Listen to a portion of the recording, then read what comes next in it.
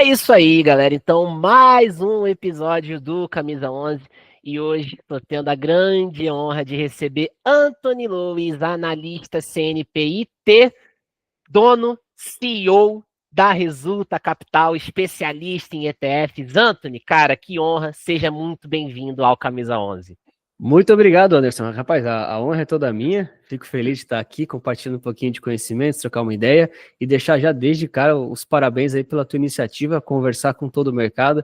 Acho que tomar a frente, ser protagonista é um grande mérito e você tem todo esse mérito aí por essa iniciativa. Show demais, obrigado pelo convite. Bora bater um papinho sobre ETFs e o mercado brasileiro aí. Boa, cara, obrigado aí pelo papo. Pô, a gente teve o prazer aí de se conhecer num evento. Esse ano tá tendo pouco lançamento de ETF, eu diria, né? A galera tá meio tímida, não sei, assim, né? Percepção. Ontem eu tava rodando uns estudos aqui, aí eu tava fazendo um ETF famoso que já existe desde 2012 no mercado, e eu tava olhando a média de negociação desse ETF. O quanto que a gente tinha de negociação lá 2013, 2015, era um volume muito baixo, e o volume que a gente tem hoje ali, 2022 para frente, realmente a gente vê que ETF não é uma moda, realmente é algo que está chamando bastante atenção. A gente tem aqui na indústria brasileira há 21 anos, a gente teve o primeiro ETF lá em 2004, PIB11. No mundo, os ETFs existem aí há mais de 30 anos, nasceram lá no Canadá, nos anos 90. Então a gente vê realmente um amadurecimento aqui da indústria, mais gente conversando, mas a gente ainda tem algumas lacunas. A gente vê algumas pessoas, principalmente quem está começando ali no mercado, quem não tá muito, quem não tem muito contato com esse universo de ETF, a gente vê ali algumas preocupações, tá? Então eu já queria trazer dessa primeira pauta aqui do nosso bate-papo, essas preocupações, e você, como analista CNPI, também um cara que está aí em evento, tem um contato, tem a sua comunidade, cria conteúdo, tenho certeza que você também se depara com essas objeções, com essas dores, com essas preocupações. E eu vou trazer duas aqui, aí a ideia é a gente conversar em cima disso. Eu vejo duas dúvidas muito comuns, assim, da galera que eu atendo, da galera que me acompanha no conteúdo. Liquidez e aquela preocupação de estar comprando no preço justo ou não. Eu vejo muita gente fazer um paralelo de ETF com fundo imobiliário. Ah, tem lá o Final 11, né? À toa que o podcast aqui é Camisa 11. Ótimo. E a propósito, poxa, já fazer aqui também o jabá, galera. Já curte aí, já segue, compartilha, 5 estrelas, isso vai ajudar demais. Toda quinta-feira, meio-dia, tem um episódio novo aqui do Camisa 11. Então, voltando aqui, a gente vê muita gente fazer esse paralelo com o fundo imobiliário, né? Então, liquidez de fundo imobiliário é totalmente diferente de liquidez de ETF, essa questão do valor patrimonial, preço justo. Então, Anthony, o que você tem recebido ali de objeções, de dores? Como é que você conduz essas dúvidas e outras dúvidas que você acaba se deparando aí também no teu atendimento com o cliente, no teu processo aqui de criação de conteúdo? Boa, eu acho que na realidade existem várias divisões, principalmente sobre camadas. Então, as dúvidas e as objeções que as pessoas têm vêm muito daquilo que elas já experimentaram do mercado e do próprio nível de evolução delas. Querendo ou não, o investidor ele tem uma trajetória natural que, com o passar do tempo, se ele for progredindo na escadinha dos investimentos, ele vai tendo mais conhecimentos e menos conhecimento. Mas mais conhecimento não significa prever o que o mercado vai fazer. É como a gente fala, né? Às vezes eu vou me apresentar para alguém que não me conhece e falar, pô, trabalho com investimento, sou analista, investidor profissional, você sabe o que vai acontecer com o mercado? Não, ninguém sabe, né, Anderson? Eu pelo menos não sei, eu não me garanto. Talvez você... Exato. Talvez... Não, ninguém sabe.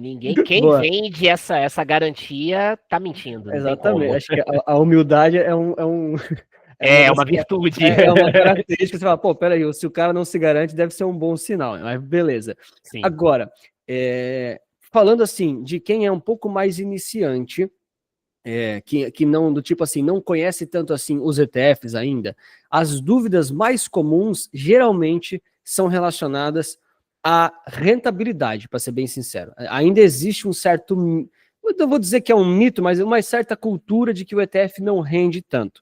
Isso é uma ideia muito comum que eu escuto bastante para quem não conhece o produto. Então, é um certo nível de conhecimento. Então, pô, ETF não rende tanto. Pô, você compara lá o Ibovespa com o Banco do Brasil numa janela específica. Pô, mas o Stock Picking ganhou, entendeu? Pô, mas espera aí, mas não é só isso. Você pegou um caso e os outros. Enfim, aquela discussão toda. Se quiser, depois a gente pode destrinchar ela.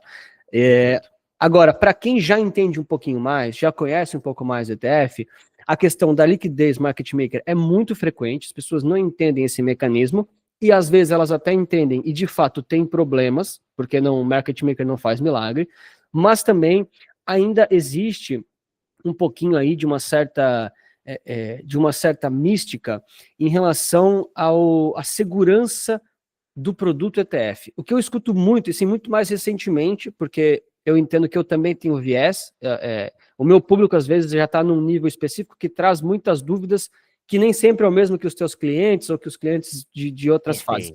Mas as pessoas... São níveis de consciência diferentes. Exatamente, exatamente. É público-alvo também, posicionamento. Mas as pessoas têm dito muito para mim um medo que elas estão certas em sinalizar, mas para mim é um pouco irracional, do tipo, será que esse ETF é seguro? Aí eu falo, não, mas seguro em que sentido? Do tipo, comprei Bitcoin e foi para zero? É um risco. Não é isso. E se a gestora quebrar? E se o cara pegar o cara vai pegar meu dinheiro e vai sumir?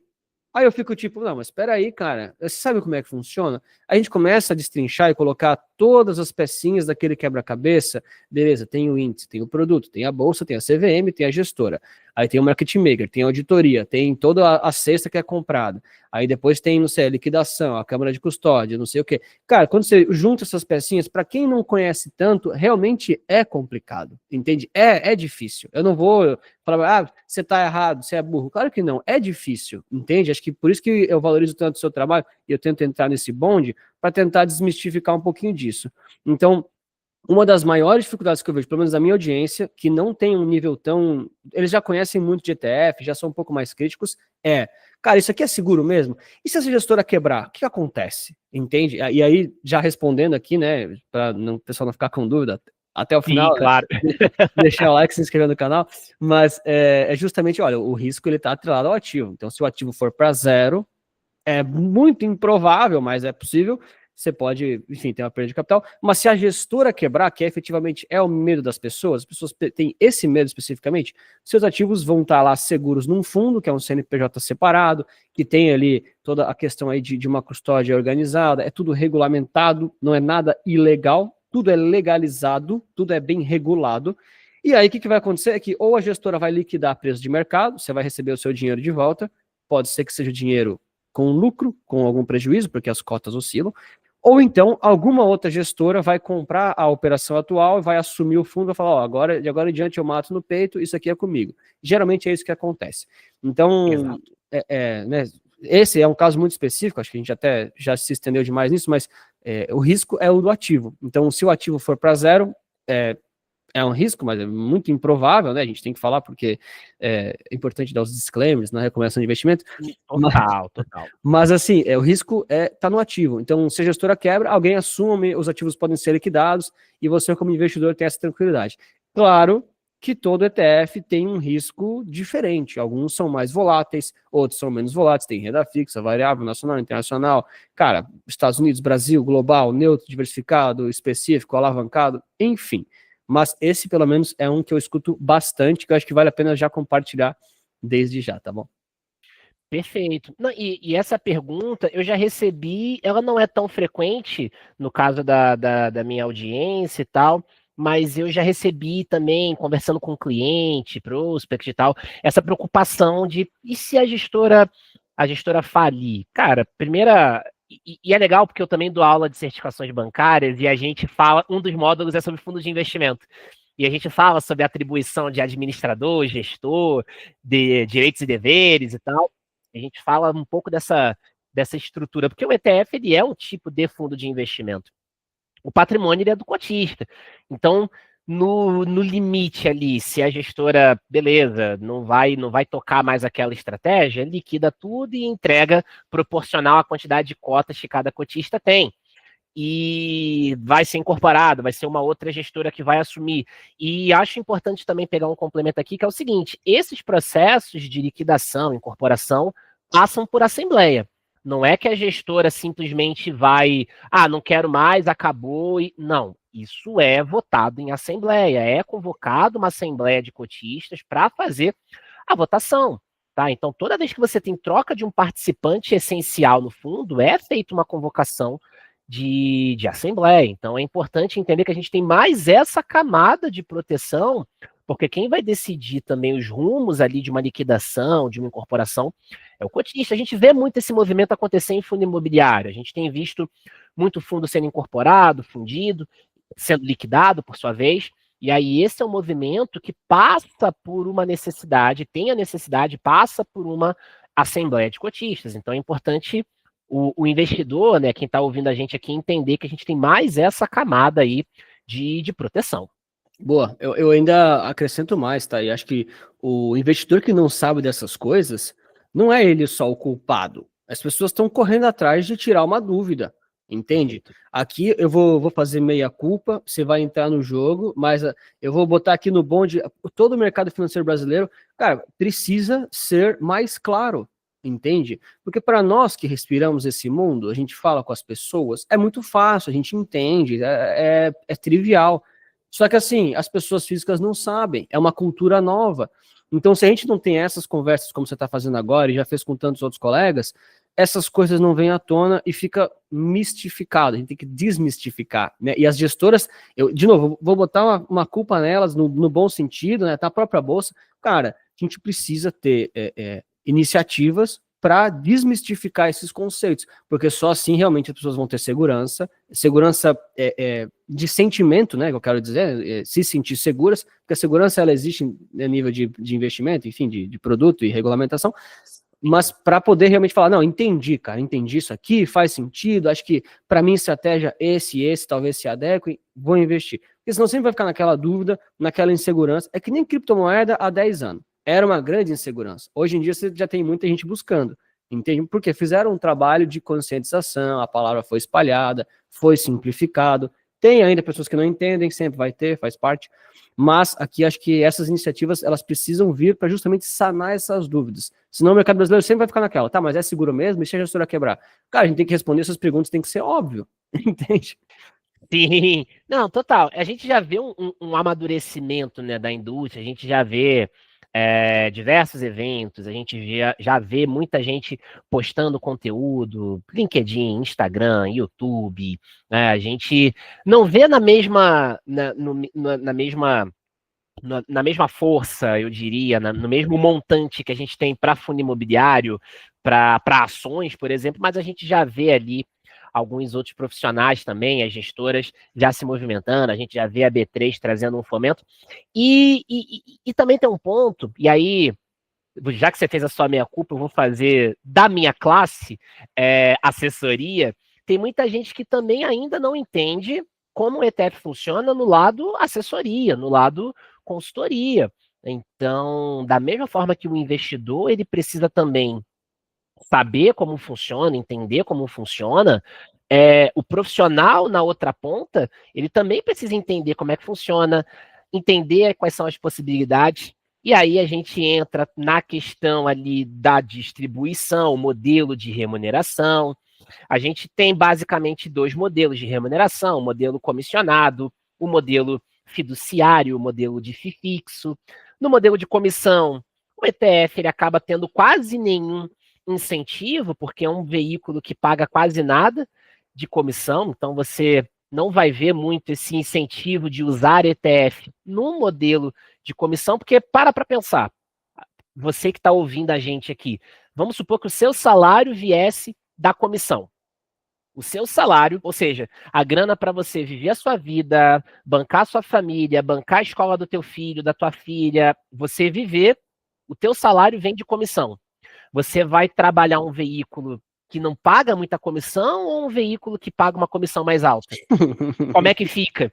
Então, quando você passa a ficar decidido entre o sucesso do cliente e a sua remuneração, o cliente ele já não está mais no centro. E, infelizmente, é o cliente que vai pagar a conta. Então, essa questão do modelo de remuneração também acaba incentivando ali uma adoção maior ou não dos ETFs. E aí, quando você vai para um modelo fiduciário, para o modelo de fee-based, modelo fee fixo, a gente tem ali uma remuneração não pelo produto, mas pelo patrimônio sob gestão. E aí você já abre uma margem maior para discussão ali de alocação por objetivo, você fazer o que realmente casa com a necessidade do investidor. Não dizendo que o FII fixo é a salvação, porque no fim do dia não é o modelo de remuneração que define se o profissional vai trabalhar bem ou não. Quem define isso é o caráter. Sim, Mas perfeito. você ter um modelo que já contribui para essa adoção facilita muito. Então, é necessária sim uma educação do investidor, mas também uma educação do assessor, do consultor, o profissional que está cuidando da carteira, e também um modelo de remuneração que fomente essa adoção. Totalmente, cara. Eu até vou além, tá? Eu concordo com tudo que você falou, né? Até para. Vou usar esse espaço aqui só para explicar, né? Como eu não sou assessor, enfim, o pessoal não sabe, eu não sou assessor nem consultor, eu tenho uma pequena empresa, trabalho como analista. Futuramente a gente pretende fazer consultoria também, mas vai ser tudo no modelo chamado service-based. Não é nem commission e nem fee, é service. Você paga um serviço. Independente se você tem 10 mil reais, 100 mil reais ou 10 milhões de reais, o preço é o mesmo. Claro que para pessoas com patrimônio menor talvez não vai valer a pena, mas enfim, então é independente. Agora, tudo que você falou eu concordo totalmente, acho que a grande virada de ETFs, ETF é só um veículo, né? Existem outros ainda que tem pouca remuneração, né, de poucos incentivos no commission, mas eu diria que não ter incentivo à comissão, além de não impulsionar o mercado para ser recomendado, isso também tira o peso de interesse das pessoas de estudar eles. Então, por exemplo, por que tantos assessores não sabem o que é um ETF? Não é porque eles são burros. Claro que não, eles são inteligentes. Só que eles nunca pararam para estudar um negócio que eles nunca vão vender. Então, por não ter comissão, cria-se muitas outras coisas em camadas secundárias. O cara não vai querer saber, não vai querer estudar, não vai querer entender. Quando vier uma dúvida, ele não vai nem saber responder, porque ele não entende daquilo, ele entende de outras coisas.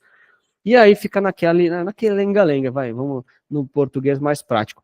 Então, efetivamente, acho que o cliente, o nosso ouvinte aqui, camisa 11 e tal, tem que pensar o seguinte, pô, beleza, modelo de remuneração é uma coisa a ser observada, beleza, mas existem bons profissionais em todos os sentidos. Às vezes você está sendo atendido por um cara que faz comissão, que entende ETFs, está alinhado com os seus objetivos, beleza, mas que precisa realmente ter uma visão do mercado e não apenas ser um vendedor. Inclusive, essa é uma crítica que eu tenho para mim mesmo. Eu sou um péssimo vendedor, mas entendo um pouco de mercado, mas eu deveria melhorar o meu comercial. Aí eu vejo pessoas com talento comercial que não entendem de mercado, eu falo, meu, precisamos equilibrar acontece. isso aí. Acontece.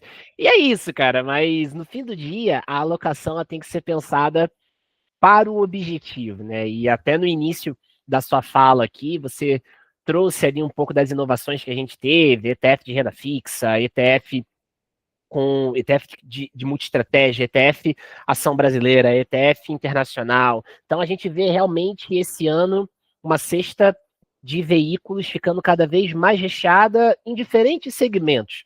Exposição Brasil, exposição internacional, multiestratégia, ouro. A gente vê muita coisa, renda fixa também puxando forte esse ano. E a gente vê muita coisa. Mas no fim do dia, é importante entender que não é porque saiu um ETF novo que ele precisa necessariamente estar na sua carteira.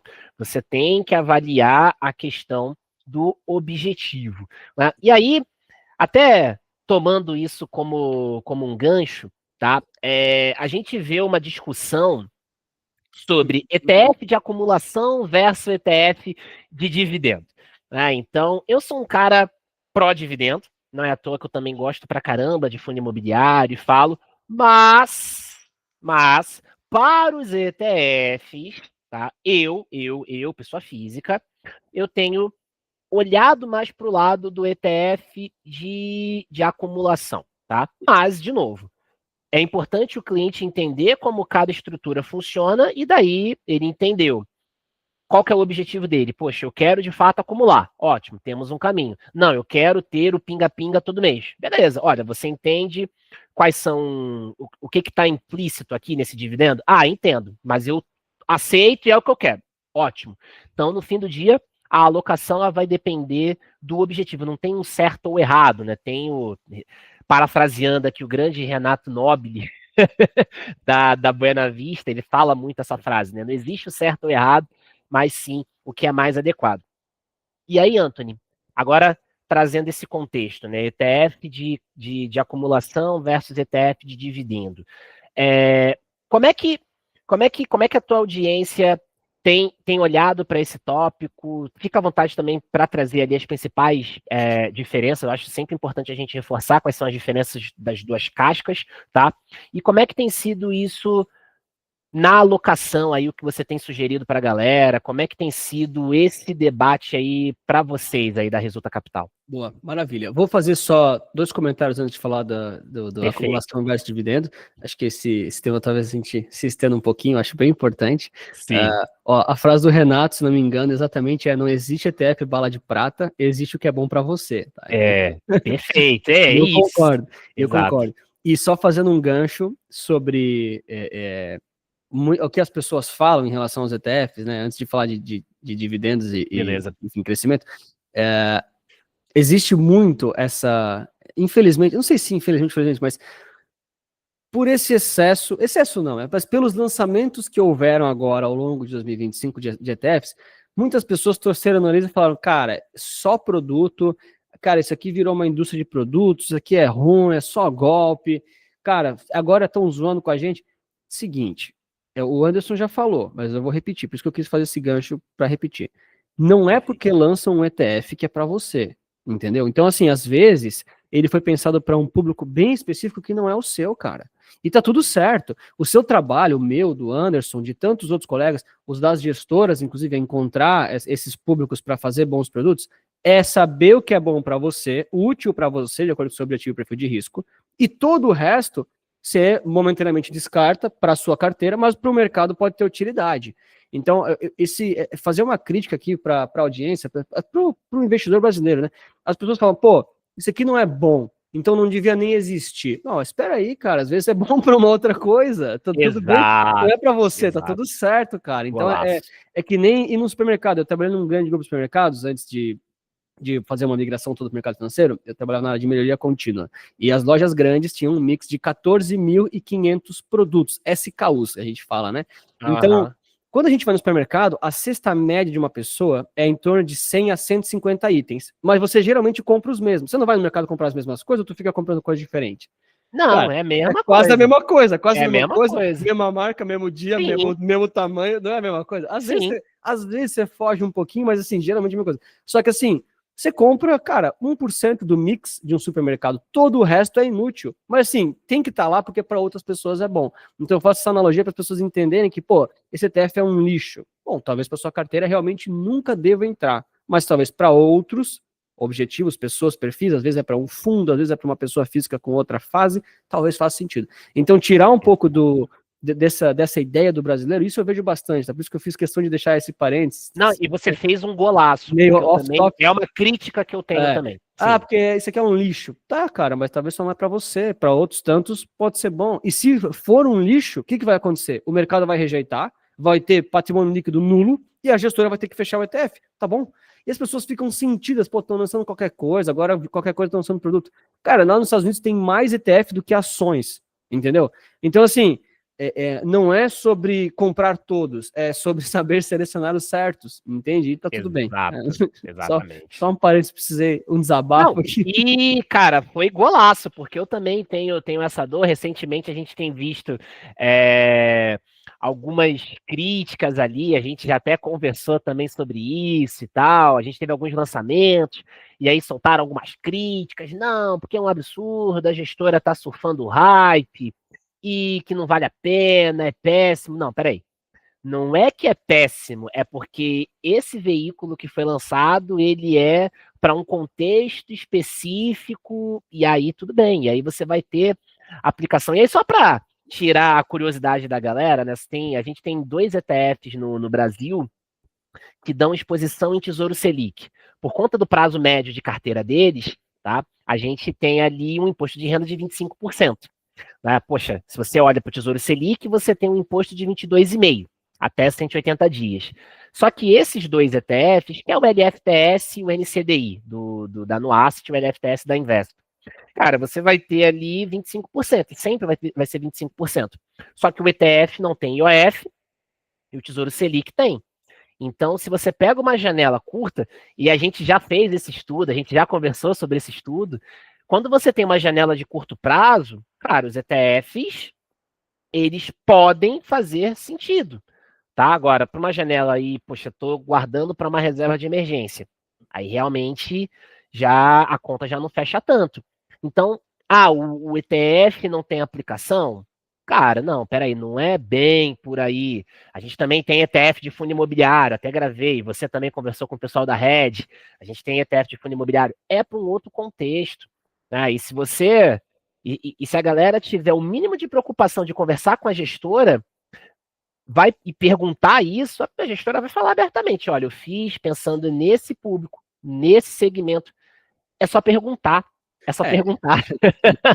Você tá certo com o teu argumento, mas ele é muito utópico. Acho que o brasileiro não vai tão longe assim, tá? Eu me antecipo, eu já tento antecipar, porque o cara não vai longe. Também. Não, mas eu acho, o Anthony, eu acho que é um incentivo legal, porque tem muita gente e eu vejo isso também da galera. A galera em fundo imobiliário faz bastante isso, eu sei que faz. Que é lotar a caixa do RI e tal para perguntar. Claro, gente, vamos fazer perguntas pertinentes, vamos ter educação para falar com as pessoas. Claro. Né? Claro. Então, não é porque você é investidor do fundo que você tem o direito, como eu vejo muita gente fazer, e, cara. Aquele meme, né? Aquele meme, o cara chega no shopping. Sou dono do shopping. Não, peraí. Então, eu acho que você tem que ter uma cota, pô. Você tem que ter um respeito para falar, porque do outro lado tem uma pessoa, tem um profissional. Então, você tem que ter um respeito. Mas eu acho bacana também deixar claro que as pessoas podem ter esse contato com a gestora. Podem. Você pode não querer fazer e, poxa, você vai consumir o meu conteúdo, vai consumir o conteúdo do Anthony, de outras pessoas sérias que, de fato, conversam com as gestoras. Beleza. Você tá colocando um intermediário ali para facilitar o teu entendimento, e tá tudo certo. Mas saiba que você também pode acessar a gestora, perguntar, e saiba fazer a curadoria de quem você segue. Porque tem muita gente que cria conteúdo que sequer conversa com gestora, que sequer bate na porta da gestora para entender. E eu sei vários nomes de pessoas que fazem isso. Então, vamos ter esse cuidado. Acho que fechamos esse parênteses. Vamos voltar aí. Dividendos e acumulação. Dividendo e acumulação, Anthony. Como é que tem sido esse assunto aí dentro de casa, cara? Boa, vamos lá. Cara, essa é uma discussão que... tô anotando aqui um comentário para daqui a pouco. Você fechou parênteses, mas depois eu vou reabrir ele, tá? Opa, beleza, boa. Para não perder o fio da meada. Perfeito. Tô anotando aqui, senão eu esqueço, tá? Vamos lá. Assim, isso divide muitas opiniões. Eu acho que tem ainda tem um certo estigma por conta da cultura brasileira de ter pego muito a questão do dividendo das questões de ações, fundos imobiliários que tem uma isenção de imposto de renda. Beleza. Acho que a vantagem tributária, quando você faz um stock picking ou um fee picking, ela existe para quem recebe dividendos, isso é inegável, mas vamos lá, vamos trazer os dados, né? Não quer dizer que você vai conseguir ter um desempenho melhor do que um ETF passivo indexado no médio e longo prazo. Essa é a minha principal crítica. Não é nem a questão de um dia a regra do imposto mudar. Isso aí eu sei que muita gente fala, eu acredito que essa regra pode mudar, esse ano quase mudou, vai, não vai? Será que vem, não vem? Já começaram discussões que sempre volta. Beleza, mas como a minha abordagem ela é totalmente indexada, focada em ETFs, ou então diversificada, cara, se eu puder me beneficiar de isenções tributárias, fico feliz, mas geralmente não dá, entendeu? Geralmente não, enfim. Então o que acontece? Existe uma discussão muito grande, porque as pessoas gostam da ideia do pinga-pinga, porém, você sempre tem ali os 15% de imposto de renda aqui do Brasil, em dividendos, proventos vindos de ETFs, ou então até mais, se você investe diretamente lá fora, né? Às vezes é 30, se for Estados Unidos, daí dependendo da jurisdição pode variar um pouquinho, mas você tem imposto nos dividendos. Beleza. Qual que é o porém? Isso no longo prazo torna a estratégia um pouco menos eficiente. Quer dizer que você vai quebrar financeiramente? Não, mas quer dizer que se você preferir ETFs e veículos que acumulam e através desse reinvestimento automático, eles tendem a ter menos impostos, às vezes isento, às vezes menor percentual, você consegue um percentual melhor pensando lá na frente. Então, para quem já está agora com 70 anos, recebeu uma bolada e quer botar um pouquinho de dinheiro em algum investimento que pingue na conta, ETFs que pagam dividendos, veículos nesse sentido, talvez façam sentido. Agora, esse caso não é muito comum, eu diria que é uma exceção. Para a maioria das pessoas, eu geralmente recomendo ETFs de crescimento, acumulação, porque tem um prazo maior, e esse prazo maior pode ser 5 anos, já começa a valer a pena, e também tem a questão ali enfim, desse reinvestimento automático. Mas eu entendo, de novo, né? Não é porque existe que eu vou condenar e crucificar. Tanto é que vou usar o espaço aqui. Eu tenho as duas carteiras hoje que eu ofereço, uma é de crescimento e acumulação, a outra de renda passiva. Então, eu entendo que, poxa, o investidor, ele tem os caminhos para ele escolher, ele pode refletir. Se ele tiver dúvida, ele pode me perguntar. 99% das vezes eu falo que crescimento acaba sendo mais interessante, acumulação é melhor tributariamente falando, mas é uma escolha de cada pessoa, entende? Então, cara, eu sei que os produtos são feitos pensando em pessoas para momentos específicos da vida, ela precisa da renda extra não, né? Ela precisa da renda passiva para pagar as contas, enfim, cada caso é um caso, ela não quer fazer as vendas, ela não quer fazer DARF, cara, casos e casos. Mas tributariamente falando, o que acumula, que não paga dividendos, ele tende a ser melhor no médio e longo prazo com as alíquotas de imposto atual. A gente torce para que o imposto vá para zero, a gente torce para que seja, cara, eu vou torcer aqui, né, pessoal? Mas eu também não vou me iludir, entende? Então, a gente tem que olhar nesses cenários todos, pensando em médio e longo prazo, acaba sendo o mais indicado crescimento, que é a minha escolha pessoal também. O pessoal fala que é porque eu sou jovem, mas geralmente é porque eu fiz as contas, né? Mas enfim, né? Tem as opções estão disponíveis, tá? Exato. Não, exato, e é bem isso, né? Então, eu também atendo clientes e eles falam, cara, eu quero a estratégia que me gere dividendos, eu sei que você já me mostrou, já calculou e tarará, mas eu quero a renda passiva. E tá tudo certo. Então, uma vez que você entende como o caminho funciona, você tá de acordo com aquilo, ótimo.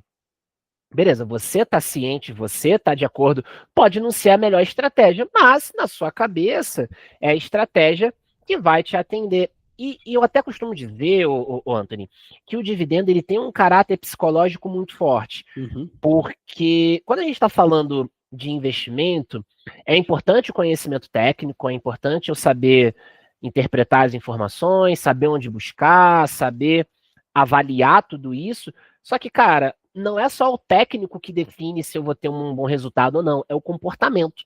Então, quando o mercado estiver mais estressado, estiver em queda, poxa, eu vou me sentir tranquilo, não vou querer vender tudo e jogar tudo para o CDI, não, vou querer comprar mais, está subindo tudo, cara, não, agora eu vou querer comprar mais. Então, o meu comportamento, ele vai definir o sucesso também, né? Então, não é só a técnica, não é só o conhecimento, mas também o comportamento, né? Como é que você reage e faz esse controle emocional ali num cenário de euforia, num cenário de maior estresse de mercado.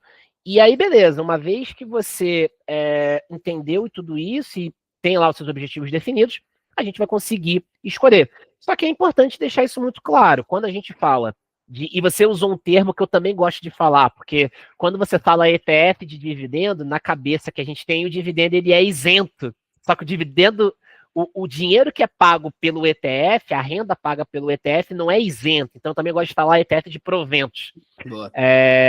Então, quando você tem um ETF que paga provento para você, ele te paga uma renda, você vai ter a retenção de 15%. Então, se você pensa lá no teu ciclo de vida, cara, eu estou na minha fase de acumulação. Estou ali acumulando patrimônio para ter o máximo de dinheiro possível para a fase de usufruto, né? Pegando o ciclo de vida ali do Modigliani.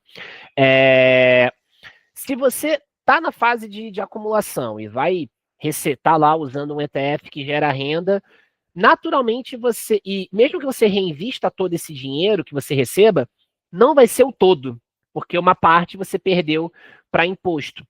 E quando a gente fala de investimento, cara, a gente está falando de juros compostos. Então, o crescimento aqui é exponencial. Se você começa a tirar um pouco de dinheiro no meio da caminhada, a gente aqui no escritório tem uma analogia, que é a analogia do bolo. A gente fala muito isso quando a gente vai falar de previdência privada. Vamos supor que você bateu ali os ingredientes, fez a massa do bolo, e antes de colocar ali no forno, você tirou ali uma colherada da massa. E aí você coloca esse restante para assar.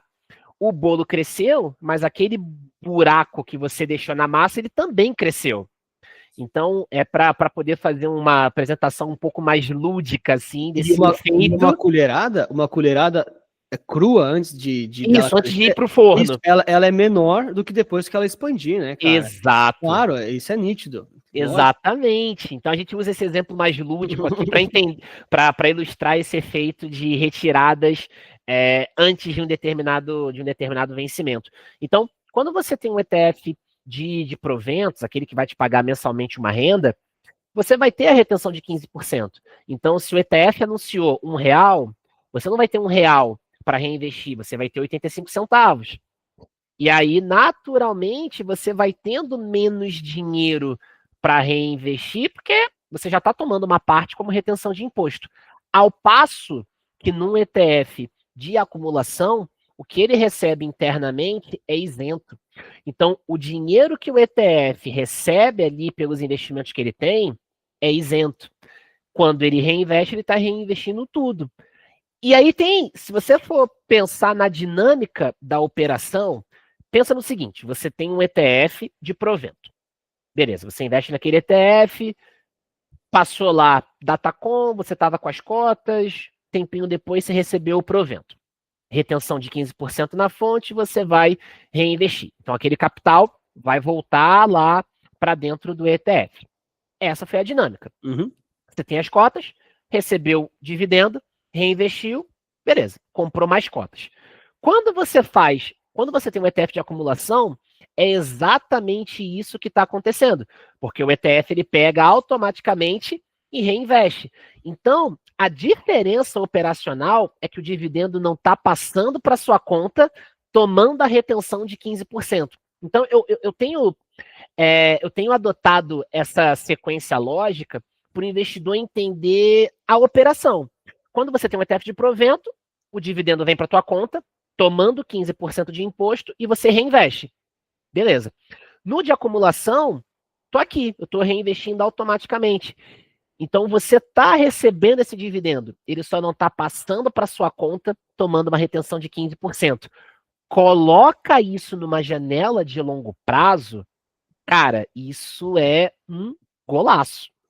Duas coisas. A tua analogia é perfeita, mas vamos lá. Duas coisas para enriquecer a análise, né? Primeiro, por isso que quem recebe dividendos, na minha opinião, tem que usar para gastar, não para reinvestir. Aí, lógico que a gente tem que discutir quantos por cento consegue gastar, tem retiradas, depende de um monte de coisa. Mas assim, caiu na sua conta, ou você gasta, ou você já está sendo ineficiente, entendeu? Porque assim, pô, eu tenho conta para pagar, caiu de venda na minha conta, porque eu não quis fazer a venda forçada do ETF. Tá bom, cara, pelo menos você não está reinvestindo com ineficiência. Tá. Ou então, o segundo ponto, cara, voltando lá para aquele parênteses inicial da nossa conversa, né? Pô, Antônio, o que o pessoal fala de dúvida de ETF? Um dos argumentos agora é um pessoal já mais avançado, tá? Que as pessoas falam não, Antônio, eu vou receber os dividendos, isso me traz um certo conforto psicológico, concordo, e sim, indiscutível. São 3 pilares, né? A técnica, o psicológico e o gerenciamento de risco, podemos falar disso depois. E aí, o que eu vou fazer? Eu vou investir naquele que caiu mais. Aí eu falo, ó, é uma boa ideia, só que assim, às vezes o cara recebeu R$10 do dividendo, e não dá para comprar uma cota daquele que caiu mais, entendeu? Então já começa, vou esperar então um mês até conseguir comprar. Daí já mudou todo o percentual e vai comprar outra coisa. Então, assim, eu vejo que é uma coisa bem intencionada, eu acho que tá certo se você consegue fazer, mas na prática, não é assim que a banda toca. Você está recebendo menos dinheiro porque foi ineficiente, e você está reinvestindo em ativos que não necessariamente são os originais que saiu o dividendo, porque estava mais barato, né? Era para ter 5%, tá 4%, eu vou comprar o que está com 4%, mas não necessariamente você consegue comprar uma cota, e não necessariamente o fato de você conseguir comprar aquele cota vai te dar uma rentabilidade maior, entende? Então é um prisma de tantas Cara, é tantas incertezas, é tanta complexidade que eu falo assim, ó, peraí, cara, por que que eu só não compro aquele que reinveste automático, que vai ter ou o imposto isento, como você falou, ou então, se tiver imposto, falando dos americanos, né, é 30%, Perfeito. cara, Sim. são percentuais de dividendos muito baixos, geralmente você pega um Uhum. S&P da vida, um VT da vida, um VTI da vida, tem um percentual de dividendos muito baixo, então o imposto sobre aquilo é muito baixo, não vou dizer que é irrelevante, mas assim, né? É, dá Sim, para sim. conviver. E aí, ele já reinveste para você automático, não passa nenhum dia com o dinheiro não investido. Senão a gente fica naquele viés, vou reinvestir quando cair. Tá, mas e se não cair? Entendeu? Tem vezes que não cai, tem vezes que leva 10 anos para cair. Então aí você ficou lá esperando, vou comprar outra coisa. Aí tá bom, cara, você até pode comprar, mas será que essa atitude vai garantir um retorno melhor do que só reinvestir automaticamente? Daí que a gente entra naqueles vieses, não necessariamente vai garantir. Né? Se fosse assim fácil, o gestor de fundo faria, teria um desempenho melhor que o índice, e Sim. a gente não teria a estatística, perdão, dos 90% que perde dos índices, paraná, paraná, paraná. Então, quando a gente volta, nosso olhar como pessoa física, a gente tem que realmente fazer a pergunta: qual que é o meu objetivo? Qual que é o meu perfil de risco? Eu preciso de renda passiva para pagar as contas da minha casa. Legal. Então dá para pensar em alguma estrutura assim, caso você não queira fazer as vendas manuais mês a mês, né? Que seria o ideal, mas eu sei que tem gente que não gosta, tá? Agora, se você não vai pagar sua conta com aquele dinheiro dos investimentos, você não precisa agora, você tem ainda 30, 40 anos de investimento, cara, só investe em algo naquele lá que reinveste, vive a tua vida, foca na tua família, empresa, trabalho, concurso público, Uber, médico, advogado, vai ganhar mais dinheiro, que tende a ser, na média, mais vantajoso e dar um retorno maior. E aí, de novo, vem o papel da humildade, né? A gente acha que eu vou conseguir superar a média. Rapaz, eu te desejo sorte, mas eu não consigo. E eu olho o mercado todo dia, tá ligado? Todo dia eu vivo, cara, eu vivo isso aqui todo dia, entendeu? Então, eu Sim. acabo olhando muito mais dessa abordagem. Isso divide e gera uma discussão gigantesca nas pessoas, mas no final das contas eu vejo que é mais sustentável, que é a palavra que eu gosto muito, é sustentável, se mirar para uma coisa, tentar manter ela o máximo possível, com maior tranquilidade, pensando em longo prazo, do que fazer esses giros, agora eu vou investir nisso, porque esse aqui caiu e tal. Cara, a chance de você cair em algum viés e cair no emocional, de investir naquilo que não devia e tal, porque caiu o dividendo, não deu para comprar o certo, é muito grande. Então eu acabo tentando simplificar um pouquinho nesse cenário. Boa. E é difícil é, contabilizar isso quando você recebe dividendo de um lugar, reinveste em outro. Fica difícil você contabilizar o sucesso ali da tua carteira. Esse foi um Possível. ponto até que o último episódio, em relação à data aqui que a gente está fazendo esse conteúdo, né? Eu soltei um episódio com o pessoal da Red, a Red Investment, a gente falou do HERT 11. Inclusive, galera, quem ainda não assistiu esse episódio, volta lá, tá? Tem muito conteúdo de valor ali sobre liquidez, GTF, como é que funciona o formador de mercado. A galera da Red mandou muito bem ali. E aí o Nicolas Correia, ele trouxe justamente essa questão. Poxa, você recebe o dividendo, às vezes você não recebe uma quantia tal que dê para comprar uma nova cota, aí você tem que esperar, e aí o mercado já andou de um jeito, você coloca em outro lugar, e esse lugar pode ser que não renda tão bem. Então, como é que você contabiliza esse sucesso ali da alocação e tal? Então, fica mais difícil porque você começa a ter muita variável, tá? Mas, de novo, a ideia aqui não é falar mal da acumulação, falar mal do dividendo, mas sim mostrar as nuances. Como é que funciona, como é que cada classe trabalha, para daí o investidor, com essa clareza, entender os riscos, a dinâmica, e aí tomar uma decisão com base nisso e olhando também para os objetivos ali. Cada um vai ter um objetivo, vai ter um momento de vida, de novo, né? O ciclo de vida do Modigliani, cada um vai estar numa etapa ali, e daí a gente consegue ter uma alocação mais adequada com base em todas essas variáveis. E aí, Anthony, você, no final agora aqui da tua fala, você trouxe ali a questão dessa estatística, né? Você tem aí 9 a cada 10 fundos ativos que não conseguem superar o mercado. Isso não é você quem está falando, não sou eu quem estou falando, é a S&P, por meio Perfeito. do relatório SPIVA, que Uhum. traz esse dado semestralmente para Brasil, Chile, México, Estados Unidos. A estatística ela é muito semelhante para essas geografias. E eu vejo, e aí vamos trazer essa discussão, eu vejo que tem muito ego envolvido quando a gente fala de stock picking, tá? Eu já me deparei com alguns clientes aqui na assessoria, que quando você vai perguntar, poxa, por que você investe em tais ações? Ah, porque eu quero ter um pedacinho dessa empresa, eu quero ser dono dessa empresa. Tá. O que muda na prática isso para você? Ah, porque eu quero ser dono da empresa. Tá. O que muda praticamente isso para você? E aí você começa a apertar, você vê que é tipo aquela questão do ego. Ah, eu quero ter a ação tal, eu quero ter a empresa tal, tá? Então, assim, de novo, comportamento. A ideia não é criticar ou demonizar, mas, de novo, é comportamento. Então, eu vejo um comportamento de ego muito grande. Eu tenho uma frase que eu falo, que é o seguinte: no fim do dia, você não quer bater o Ibovespa. Se você perguntar quando você vai montar a carteira de investimento de um cliente, o cliente não fala para você, não, eu quero bater o Ibovespa.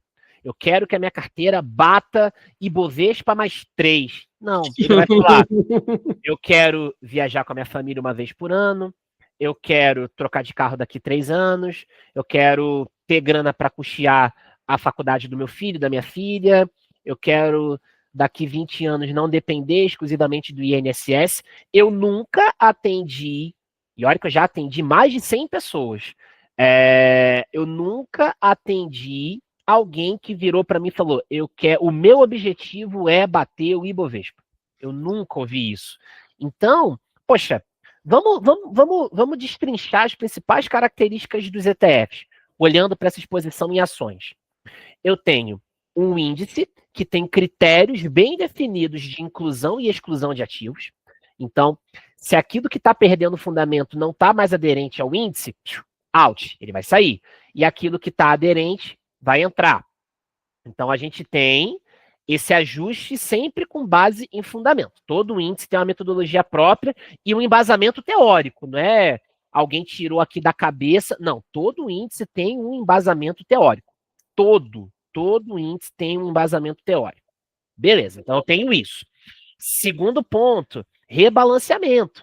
Eu tenho rebalanceamento que vai ser feito ou mensal, ou trimestral, ou a cada 4 meses, ou a cada 6. Eu vou ter um rebalanceamento. O ETF tem esse rebalanceamento. O índice é rebalanceado, então naturalmente o ETF é rebalanceado. O ETF ele é agnóstico à posição. Então, a gente não tem aquele apego, ai, mas foi a primeira ação que eu comprei, ai, mas eu já vi que a ação bateu tal preço, agora tá abaixo, não, mas ela vai subir porque eu comprei a tal preço. O ETF não tem, o ETF é agnóstico, ele não tem apego à posição. Então, é um veículo que protege você de você mesmo, principalmente nessa questão emocional da coisa. E tem a questão da diversificação. Poxa, você hoje tem aí ETFs que tem facilmente 30, 40, 50, mais de 50 ativos no portfólio. Então, pô, isso eu tô falando de ações brasileiras, porque a gente tem ETF que dá exposição global que tem mais de 2.000 empresas ali dentro. Isso. Então, eu tenho um índice com critérios bem definidos, que vai capturar toda essa inovação que aquele mercado passar e vai filtrar o que tem fundamento do que não tem. Eu tenho isso.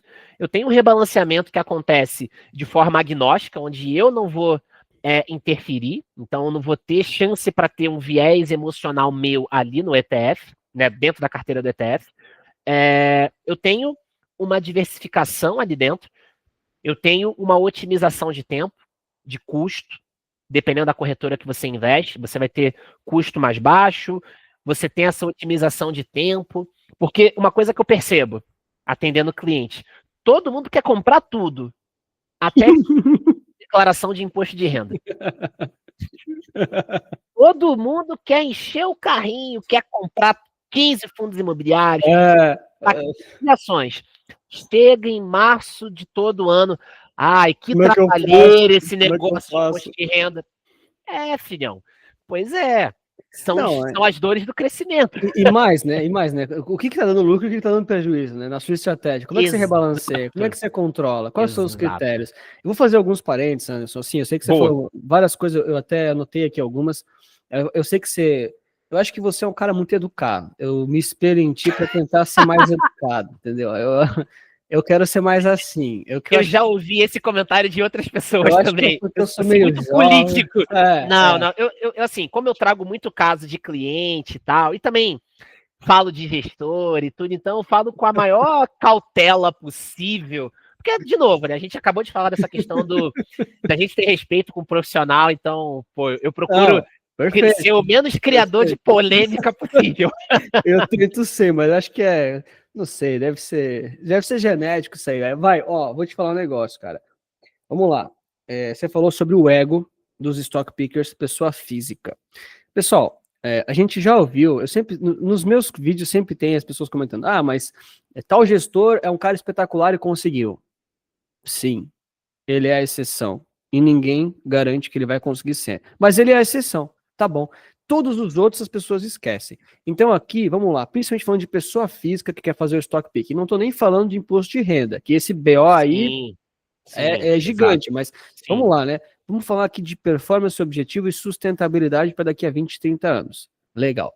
Primeira coisa, ego, porque eu acho que existe muita cultura do tipo, vou escolher as minhas ações para ser sócios dela. Você falou muito bem. Eu sou de Santa Catarina. Aqui em Santa Catarina a gente tem umas empresas, e eu já escutei isso de pessoas que não são meus clientes, são meus amigos que entram em fases iniciais. Eles falam assim, pô, mas eu quero ser sócio da VEG, que é aqui perto, eu sou de Blumenau, né? Aqui Sim, perto de Jaraguá. Jaraguá. Aí eu fico tipo, tá, mas o que você tem a ver com a VEG? Não, porque, pô, não sei o que, Jaraguá. Então, tipo, critérios, fontes da minha cabeça, vozes da minha cabeça. Tá bom. É o bairrismo, é o bairrismo. E VEG é tudo bem, é uma empresa grande, tá, tem outra. Unifique, aqui da região, tá aqui de Timbó, uma cidade bem pequena e tal, mas nada contra a empresa, mas as pessoas falam, pô, porque aqui da região e tal. Eu falo, cara, mas o que tem a região com a empresa? Porque o povo trabalhador, porque tipo, você já olhou os números? Um ou outro fala já, sabe analisar? Não sabe. Aí beleza. Então, vamos lá, aqui vem o clássico, né? Efeito Dunning-Kruger. Quando você começa, você acha que sabe muito, vai conseguir bater o índice, vai ser a exceção. O tempo vai passando, você descobre a realidade, lá no final da curva, você chega à conclusão de que, cara, como já dizia o filósofo, né? Só sei que nada sei, né? Quanto mais você estuda, mais você fala, meu Deus, eu não sei nada, tá ligado? Exatamente. Beleza. Então, acho que vem muito disso assim, eu quero ser sócio daquela empresa, vou conseguir bater o índice, bater o Ibovespa é fácil, sempre escuto essa, vários não conseguem, beleza. E no final do dia é um monte de gente tomando decisões com o próprio capital e o patrimônio financeiro sem ter uma série de razões claras. E aqui eu vou fazer um parênteses, que eu acho que eu nunca falei isso no meu canal, nem para os meus clientes, mas vamos lá, né? Teve um momento da minha vida, foi um momento não muito longo, mas que eu me debrucei para estudar de verdade o mercado, a ponto de olhar ele num olhar bem científico da coisa. E eu pensei assim, se eu elencar variáveis suficientes para tomar as minhas decisões, depois eu vou poder fazer um estudo retroativo, pelo menos de coincidência, né, de correlação, não é causalidade, né? Correlação e causalidade são coisas. Acho que aqui eu estou sendo meio profundo, mas vamos lá. E aí, eu cheguei à seguinte conclusão: eu tinha 35 variáveis que eu mapeava antes de tomar uma posição no mercado. 35, tá ligado? E isso nunca me garantiu ter um desempenho melhor do que o próprio índice ou do que alguma metodologia de, claro, índices muito mais conceituados do que eu aqui do meu computador da minha casa. Então, moral de toda a história, as pessoas tomam decisões olhando um site que é público, que geralmente, nada contra o site, tá? Mas essas informações de preço, valor patrimonial, preço da ação, gente, isso aí tá tudo incorporado no preço. A quantidade de HFT e a plugada ao vivo 24 horas por dia no mercado brasileiro, que nem é tão desenvolvido, é imenso. O pessoal fala, né? O mercado brasileiro tem muita ineficiência e tal. Você acha mesmo que não tá olhando pro Brasil? Eu sempre faço essa pergunta às pessoas. Talvez estão, né? Beleza. Então, para quem faz stock picking e não tem um processo muito claro de tomada de decisão e de realmente racionalização das razões pelas quais tomou uma decisão de compra ou de venda de uma ação, cara, você está apostando. Quer um exemplo? Das minhas 35 variáveis da época, se uma delas deixava de ser razão, não necessariamente eu precisava me desfazer daquela posição, mas eu já tinha que repensar. Afinal, você tomou uma compra com base num critério que agora foi desfeito. E aí? Você mantém? Você aumenta? Você Sim. diminui? Qual a decisão você vai tomar? E aí a gente É. entende como isso é complexo. E a gente entende, aí de novo, né, a pessoa física não tem essa profundidade, mas quando você vai falar com um gestor de fundo ativo, não é nem gestor de ETF, tá? Eles têm pessoas que fazem isso. Eles têm 20, 30 analistas que fazem esses tipos de análise. Pô, beleza, quanto é que tá o caixa da empresa? Anota. Qual que era a dívida? Anota. Qual que era o indicador? Anota, anota, anota. Eles têm muito mais que 35 variáveis. E nem assim eles conseguem efetivamente bater o índice de forma consistente. Então, quando eu olhei para isso, eu falei, não, peraí, cara, eu preciso entender que o meu objetivo aqui não é ficar batendo índice, não é CDI mais 5, não é Ibovespa mais 3, né? Não é, sabe? O meu objetivo aqui é, cara, eu preciso, como pessoa física, primeiro, na época eu nem tinha aberto minha empresa, mas eu preciso entender Sim. como é que eu me exponho ao mercado de uma forma eficiente, diversificada, que não vai me tomar tempo e vai me entregar retornos próximos à média. Claro que a gente deseja bater, é o nosso, a gente quer bater. Agora, vai conseguir? Não é assim que funciona. Até porque você compra o índice. Ninguém que compra o índice bate o próprio índice. Só se você comprar em momentos melhores, mas, né? E quando eu comecei a entender isso, eu parei de focar em tentar achar certas para bater índice ou para ser sócio de uma empresa que eu posso falar, ah, você é sócio dessa aqui. Tá bom. E comecei a olhar assim, cara, qual que é a alocação macro que eu preciso me expor, né, em termos de países, moedas, percentuais, aí vai de perfil de risco, objetivo, e Sim. começou a ficar muito mais claro e muito mais tranquilo. E aí vem muito dessa questão. Você falou ego, para mim é soberba e incompetência inconsciente. O brasileiro, ele acreditou em algumas coisas e ele acha que vai conseguir escolher as certas, mas ele nem sabe que não sabe fazer isso. Só que isso demora 5 anos Uhum. para ele acertar. O caso, Uhum. o caso que eu sempre trago de agora, infelizmente o mercado ele tem a regressão à média. Cara, para quem começou a investir em ações e fez stock picking em 2020, no fundo do poço, que eu não gosto de falar a palavra, dizem que o YouTube corta o algoritmo, tá? Então, mas teve uma grande crise em 2020, você deve ter lembrado qual que é agora. Cara, se você começou a investir naquela época, qualquer 3 ações que você comprou, tirando a Oi e uma outra, subiram mais. Exato. Você comprou as 5 blue chips maiores da época, cara, você bateu o Ibov, mas é porque elas são Sim. mais voláteis. E os Sim. próximos 5 anos? Entende? Às vezes foi sorte, a pessoa acha que ela teve competência, mas foi sorte. Só que geralmente a pessoa só descobre isso depois de 5 anos até os 10, entendeu? E aí, cara, passou o tempo e tal, aí cai, aí ela fica sentida. Sim, o ser humano fica sentido, tem viés e tal. Enfim, então, quando eu entendi isso tudo, eu realmente virei o canhão para um outro lado e percebi, cara, a gente vai entregar mais valor para nossa carteira e para os nossos clientes, olhando de uma forma diversificada, ampla, neutra e que não fique tomando tanto tempo. Porque mesmo que você consiga escolher as certas, você vai ter energia para fazer isso pelos próximos 40 anos. Eu que sou jovem e gosto de mercado, não vou ter. Imagina alguém que tem outro emprego. Cara, sem condição nenhuma. Entendeu? Não Perfeito. tem condições. Enfim, mas foi um desabafo aqui também, tá?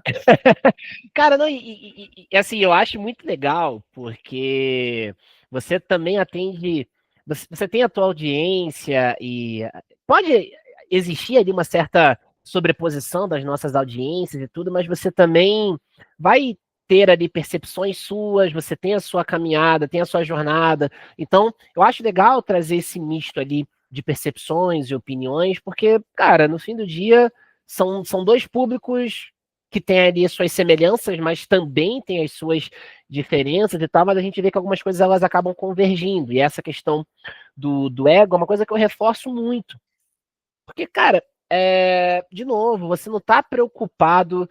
A sua real preocupação não é bater o mercado, a sua real preocupação é você ter ali a tua aposentadoria tranquila, sem depender exclusivamente de uma única fonte. Então, cara, se eu tenho uma possibilidade de fazer algo mais barato, de forma simples, de forma que vai ser sempre rebalanceado, que vai me proteger dos meus próprios vieses, qual que é o motivo de você não fazer? Ego. Sabe? Teve, cara, esse ano eu fui a pouco evento, né? Eu já bati, né? Eu fui a pouco evento. Esse ano eu fui só a 36 eventos. Mais E que olha, vai dar mais de um mês aí, cara. e olha que o ano não acabou ainda, então tava fazendo algumas contas aqui de algumas coisas que já estão previstas, acho que eu devo bater uns 40 eventos aí em 2025, e teve um evento que eu sempre vou, que se chama Money Heroes, que é um evento em Recife, muito bacana também, E aí a gente teve a palestra do Morgan Housel. Foi online, cara. Golaço. Quem já leu a Psicologia Financeira, e ele também soltou um best-seller recente também. Cara, é um autor fantástico.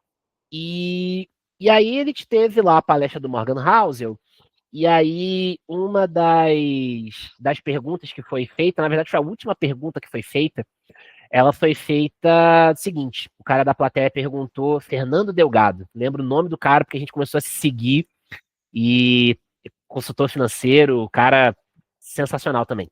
E aí ele fez a seguinte pergunta, Morgan, como é que você vê ali a questão dos ETFs, esse investimento indexado? Como é que é isso para você? Como é que é isso aí na sua visão? Aí o Morgan trouxe a seguinte reflexão. Você tem um instrumento que nos últimos anos, quando você pega uma janela aí temporal longa, nos últimos anos, dependendo do veículo que você... E eu não lembro agora qual foi o veículo que ele trouxe, foi S&P, não lembro, mas ele falou de algo lá. Você conseguir ali triplicar o teu capital investido. Isso para vocês não é ganhar dinheiro? Se isso não for ganhar dinheiro, eu não sei o que é ganhar dinheiro. Então, ele falou exatamente essa frase. Eu fiz um corte aí, postei nas minhas redes também. Então, cara, eu vejo muito isso, essa questão do não, eu tenho que comprar ação tal, porque eu vi alguém falando, eu tenho a ação assim, porque eu vi, e é o ego, eu vejo que é o ego também de ter aquela posição para poder chegar na roda de amigo e falar, olha, eu comprei a ação, nossa, disparou em pouquíssimo tempo, tô ganhando tanto, comprei tem uma semana, tem 2 semanas e tá voando. Então, eu vejo que tem muito esse ego. E aí eu falo, cara, é muito mais sobre alinhamento de objetivo do que ego. Então, eu gosto de fazer essa provocação. Se tem uma estrutura, a gente fala sobre diversificação, a gente fala sobre olhar para a qualidade, a gente fala sobre rebalanceamento e reduzir o custo. Se você tem uma estrutura que faz isso intrinsecamente, tá, qual é o motivo de você não querer fazer? E aí, de novo, a gente volta para aquela questão do comportamento, aquela questão da educação, o entendimento, o investidor entender como que o veículo funciona. Eu já recebi uma pergunta em live, que foi o seguinte, falando sobre ETF, e aí um seguidor me perguntou, Anderson, mas quantos por cento de ETF eu posso ter na minha carteira? 100%. Eu falei, cara, você pode ter uma carteira inteira, você pode ter 100% de ETF se você quiser. Poxa, mas aí, se você for pegar, sei lá, 5, 6 ETFs, você consegue montar uma carteira inteira com isso. Pô, mas aí eu não vou estar mal diversificado, cara? 5 ETFs só não é pouca coisa? Aí eu falei, filhão, tem um ETF aqui no Brasil. Cara, a gente vê graça, mas é isso. Tu é muito paciente, cara. Não, eu sou. Essa é a minha essência, velho. Essa é a minha essência. E eu falei, filhão, cara, pensa no seguinte: a gente tem um ETF que dá exposição global, tá? E na carteira dele, ele tem mais de 9 mil empresas. Foi o exemplo que eu dei na época. Sei. Tem mais de 9 mil empresas.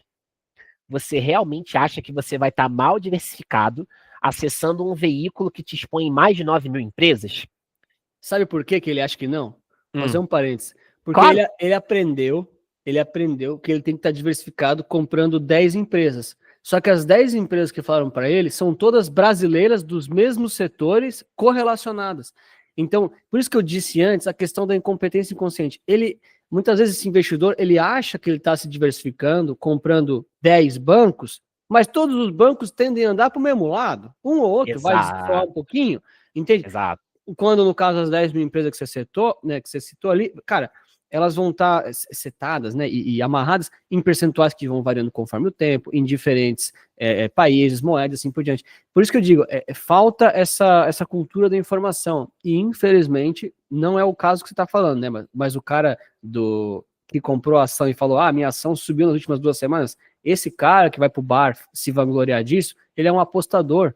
Então ele não está interessado em simplesmente investir para médio e longo prazo. Porque é chato investir em ETF. Não tem graça nenhuma. Comprei o índice. Não tem graça Exato, nenhuma, cara. Mas assim, é exato. o que funciona, né? Sim, cara, até pegando esse gancho ali do SPIVA, da gestão ativa. Poxa, a gente tem gestores com equipes enormes, gastam milhares de reais com equipe, com terminal Bloomberg, com um monte de coisa, e ainda assim, mesmo com todo o ferramental, toda a equipe de análise, ainda assim, e de novo, não sou eu falando, não é você falando, é um estudo feito para Brasil, México, Estados Unidos, que mostra isso. E a gente vê que, poxa, essa galera profissional Não que consegue. respira mercado não consegue bater. Então, por que que você acha que você que tem menos recurso, menos tempo, porque o seu trabalho não é mercado financeiro, o seu trabalho, você é um médico, você é um advogado, você é um engenheiro, whatever, você tem a sua vida, tem seus filhos, tem, enfim, teu marido, tua mulher. Cara, por que que você acha que você, com bem menos recurso de pessoas e material ali para poder fazer a análise e tempo, por que que você acha que você vai conseguir bater?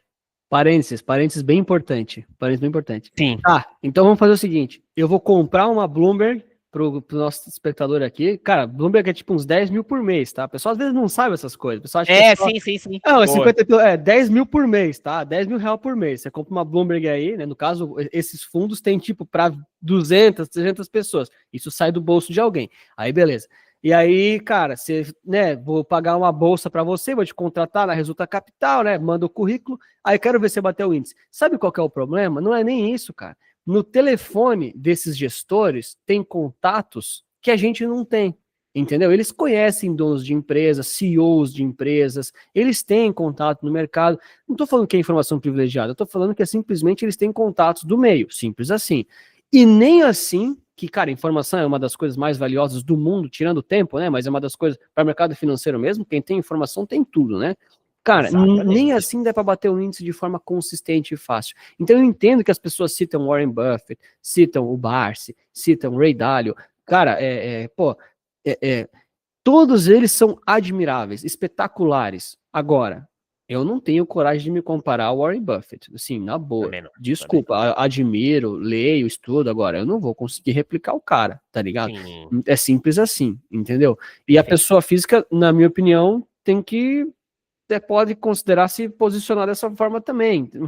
Ainda mais quem tem essa É, a vida que você falou, advogado, médico, família, Uber, qualquer outra coisa, cara, você é, tem coisa para fazer.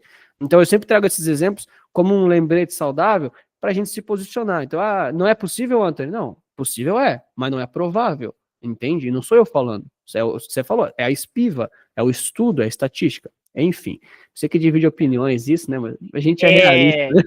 é. Cara, mas é isso. Então, assim, eu acho que parte também do investidor entender que quanto mais simples for a carteira dele, mais alinhada com o objetivo, e a discussão ela precisa sempre partir do objetivo, quanto mais simples e mais alinhado, cara, melhor tende a ser o sucesso. Então, é muito menos sobre ego e muito mais sobre alinhamento de objetivo. Você ter ali uma estrutura simples, mas que te atenda. Né? Não é porque a carteira é simples que ela não funciona, não é porque ela é simples que ela não vai te entregar resultado. Se você pega, por exemplo, a gente falou sobre dividendo mais cedo. Quando você olha aqui no Brasil, e você olha para o passado, fazer exposição nas principais pagadoras de dividendos aqui no Brasil foi uma estratégia que bateu o mercado, foi uma estratégia que superou a média ali, o Ibovespa. E você tem veículos aqui no Brasil que permitem esse tipo de exposição a esse segmento. Então, cara, se você fala, quero me expor nas principais pagadoras de dividendos, ótimo, a gente tem veículos que fazem essa seleção, onde você vai ter ali um índice que vai ter tudo aquilo que a gente já conversou mais cedo, e você vai ter esse rebalanceamento, vai ter veículos que vão dar essa exposição, e aí você escolhe se quer a renda passiva, se não quer, se quer fazer o acúmulo, ter um acúmulo automático, né, o reinvestimento automático. Então, a gente tem essas prateleiras. E aí, de novo, se eu tenho como investir de forma mais simples, por que não fazer? Eu fiz uma provocação, já tem um tempo já. Estava conversando com outro colega profissional de mercado, E aí ele estava falando ali sobre algumas coisas e tal, e ele me mostrou a carteira dele de fundo imobiliário e mostrou a carteira dele de ações. Ele tinha duas empresas ali, ele tinha Banco do Brasil e Endi na época. E aí falei, cara, legal, você tem exposição nas duas ações. Por quê? Ah, porque são boas pagadoras de dividendos. Tá. Falei, tá, legal, beleza. Agora deixa eu te perguntar. Você sabe a Basileia do Banco do Brasil? Você leu o RI? Aí eu comecei a perguntar. Falei, cara, você sabe a Basileia do Banco do Brasil? Você sabe o índice, o percentual de patrimônio imobilizado do Banco do Brasil? Endi, você sabe qual que é a estrutura da dívida da Endi? Você sabe qual que é a alavancagem da Endi, o prazo médio da dívida, qual que é a composição da dívida? Você sabe qual que é a margem líquida da Endi, o ROI, o ROIC? São as 35 perguntas.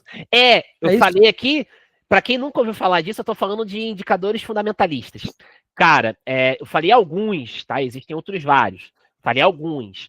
E aí ele ficou rindo assim, eu falei, irmão, não foi uma pergunta retórica. Qual que é a resposta? Eu te fiz uma pergunta. E mais, né?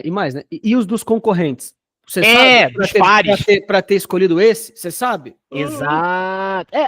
Tem ferramenta que dá para você comparar. Isso é fácil de você comparar. Mas assim, o que eu falo cara, e aí eu perguntei, falei, irmão, e aí? Ele, não sei. Eu falei, então, peraí. Então, como é que você sabe que essas empresas são boas?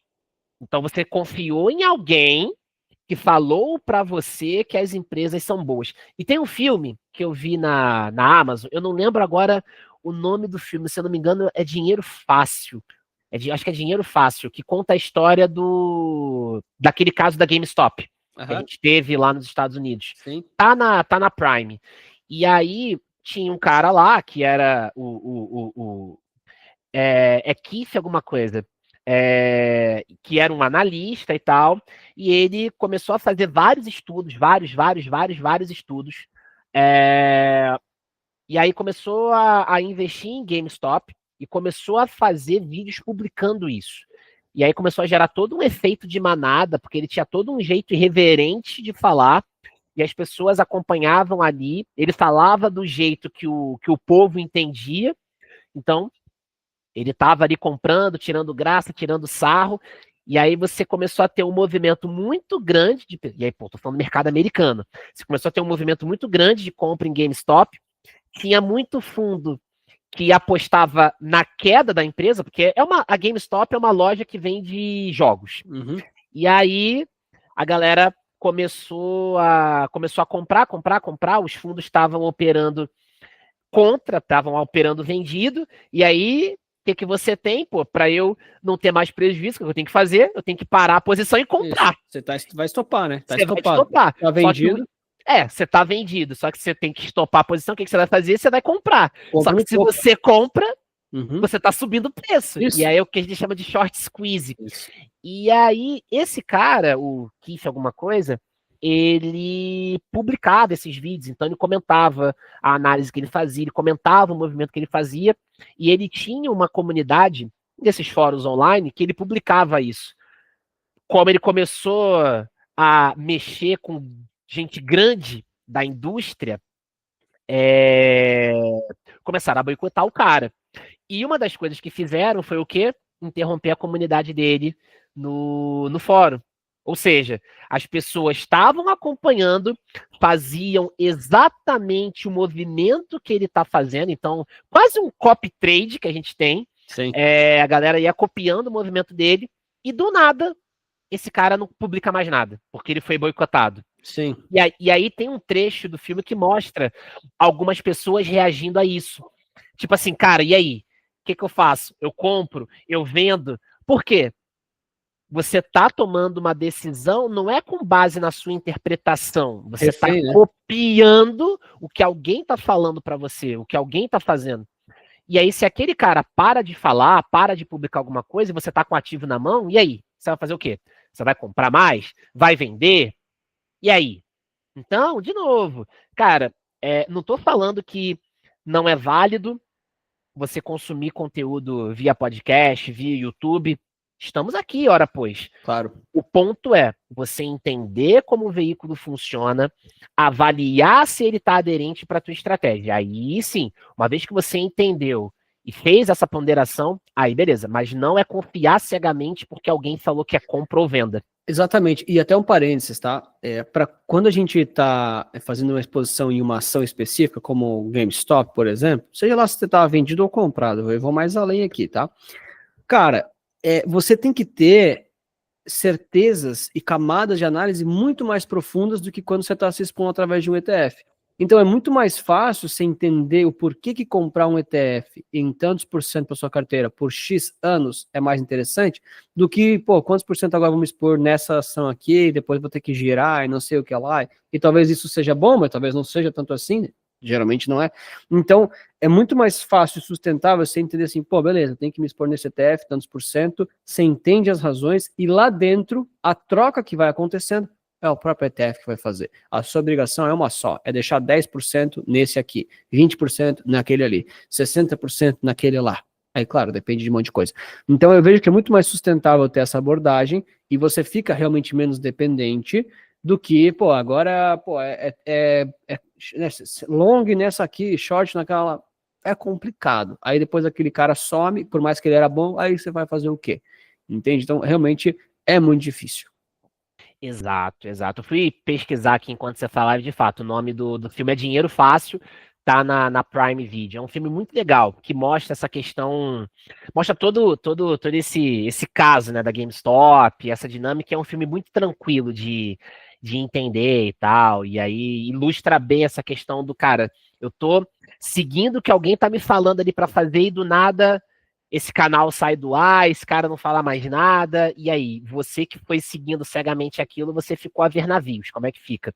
Então, acho que é uma recomendação boa ali de filme, é um filme muito tranquilo ali, não é longo e tal, é bem de boa. E o nome do cara que fazia as recomendações é Keith Gill. Keith Gill, fui pesquisar ali também. Eu lembrava o primeiro nome, que era Keith Gill. E aí o nome do filme é Dinheiro Fácil. Boa. Mestre, cara, aula. Obrigado demais aí pelo bate-papo, velho. Uma honra sempre conversar com você. A gente sempre se tromba aí nos eventos, estamos sempre conversando aí, sempre trocando ideia, cara. Foi um prazer enorme. Então, queria deixar agora aqui para as considerações finais aí, cara. Fica à vontade, pode falar aí. Pô, maravilha, Anderson. Obrigado a você aqui para fazer essa participação aqui no Camisa 11. Uma honra, fico bem feliz do convite. Já quero estender a sua presença lá para o Resulta Cash, né? Deixar o. Bora! Eu vou fazer aqui já Bora! o convite agora e até falar para o pessoal, né? Quem tiver interesse, pesquisa aí Resulta Capital no YouTube para conhecer um pouco mais do nosso trabalho. E a gente faz a parte 2 aqui dessa conversa lá no Resulta Cash, tá? Agradecer demais essa abertura, esse espaço. Agradecer também vamos lá, né? A sua amizade, vamos botar dessa forma já, tá? E dizer que em 2026 nos trombaremos em muitos eventos, talvez ainda esse ano, Opa! E a gente Boa. se esforça para trazer cada vez mais conteúdo de valor e qualidade que o pessoal, tanto de novo, né? Camisa 11 aqui, quanto lá para Resulta Capital. Novamente, muito obrigado e, cara, parabéns pelo projeto. Acho que a sua capacidade de conseguir conversar com diversas pessoas do mercado, diferentes empresas, né? Que eu sei que existe um certo melindre em alguns casos disso. E a sua vontade de conseguir realizar isso, porque às vezes as pessoas têm capacidade, mas elas não realizam. Então você está fazendo acontecer, acho que você tem todo o mérito. Fica aqui os parabéns e a minha admiração por todo o teu trabalho, tá? E novamente, muito obrigado. Foi uma honra, cara. Imagina, pô, obrigado, prazer foi todo meu. Certamente vamos fazer a parte 2 aí no Resulta Cash, mas vamos fazer parte 3 aqui, parte 4, parte 5. Vão ter muitas partes, a gente está com o mercado realmente pujante, a gente vê muita inovação, muita coisa. Estamos no final do ano, mas as casas estão se movimentando fortemente, a gente vê muito lançamento, tem muita coisa ainda para acontecer e 2026 a gente tem uma expectativa muito boa que o mercado vá seguir aí nessa pujança que a gente tem. Nada como ter pessoas sérias, comprometidas com o processo, com o sucesso do cliente, para poder estar próxima ali e conversar.